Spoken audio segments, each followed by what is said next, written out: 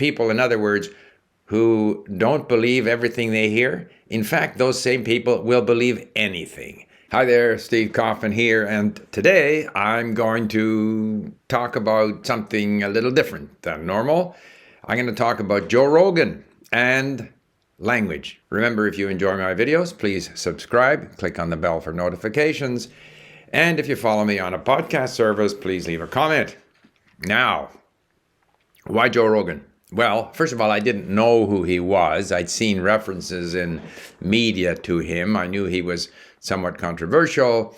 Someone sent me 2 links to videos, which were part of podcasts that he did, that included the discussion of language and learning languages. So I watched them. And very interesting. Joe Rogan, apparently, I looked him up. He is the most popular podcaster on the planet. He has 11 million subscribers. He puts out 3 or 4 podcasts a week. Each one is like 2 hours long. So that's an awful lot of content. I don't know if every one of his 11 million subscribers listens to every 2-hour podcast every however many times he puts them out each week, but he obviously does influence a lot of people. So it was very interesting for me to look at those videos. This is going to be a bit of a ramble. I haven't got it all thought out ahead of time. I will see how it goes, but my impression was somewhat negative. Now, that's probably not surprising given my age and given, I'm not in tune with the modern sort of, social media sphere, but I don't like the way he speaks. He is very incoherent. He jumps around. He makes exaggerated statements. He uses a lot of foul language. Nothing of any great consequence is said. And I guess this contributes to his success because he is successful. He's the most successful podcaster. I saw when he had one rant where he was strongly anti-vax or something, that there was a lot of controversy because it was picked up by CNN, and that boosted his audience by another 2 million people, which he's attributed to the fact that everybody knows how unreliable CNN is, which is, again, sort of this typical exaggerated extrapolation. There are undoubtedly reports on CNN or any of the media that are not accurate, but that doesn't mean that everyone thinks that they are always unreliable. I would still consider CNN a more reliable source of information than Joe Rogan. And, it's interesting, this idea that, well, you can't trust this, you can't trust that. This idea of, well, you can't believe that. I think a lot of these people who say, I don't believe everything you read or everything you hear on CNN, or don't believe what the experts tell you. People, in other words, who don't believe everything they hear. In fact, those same people will believe anything. In other words, completely without any proof or any, evidence. If someone postulates someone like this Joe Rogan guy, and if this person is popular, then this becomes sort of a symbol of, I don't believe everything that I'm taught, but you'll believe Joe Rogan. Anyway, bit of an introduction to the subject.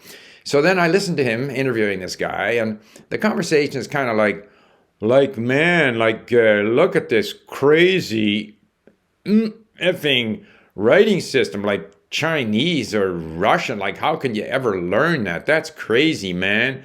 That looks like a spade with a knife through it. Like, that's crazy. Well, yeah, I learned Spanish at school for a year and got to where I could almost speak, and then I forgot it all. It's just crazy. Everything's crazy. Well, yeah, wow. Learning a language is the hardest thing you can do, and it staves off your mental deterioration, or atrophy, he said. It's all exaggerated.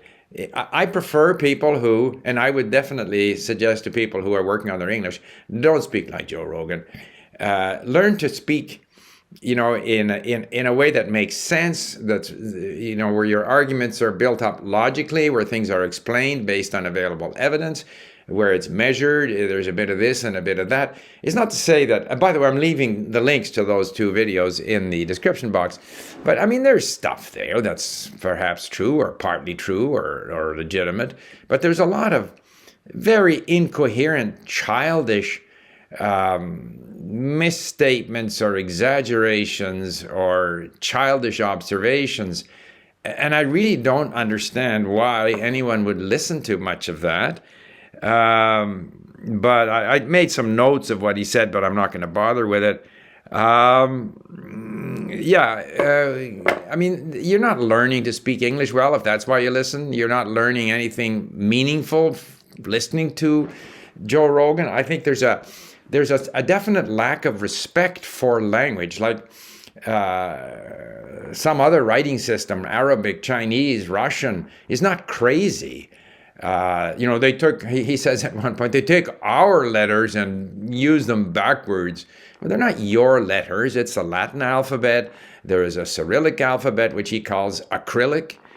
Each one of those has had its own development. Like, it's this whole idea that, like, we are the norm and everything else is weird, crazy, strange.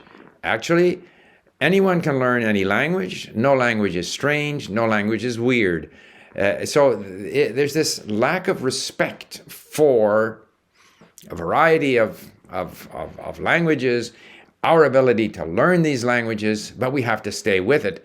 And making it seem like some very strange, weird thing, very difficult to do, and whatever time you put into it, you're going to lose it right away. And none of this is true. But by all means, people should listen to whatever they want to listen to and draw their own conclusions. But the important thing is to draw your own conclusions. And I think too often in today's world, it's more a matter of saying something, outrageous.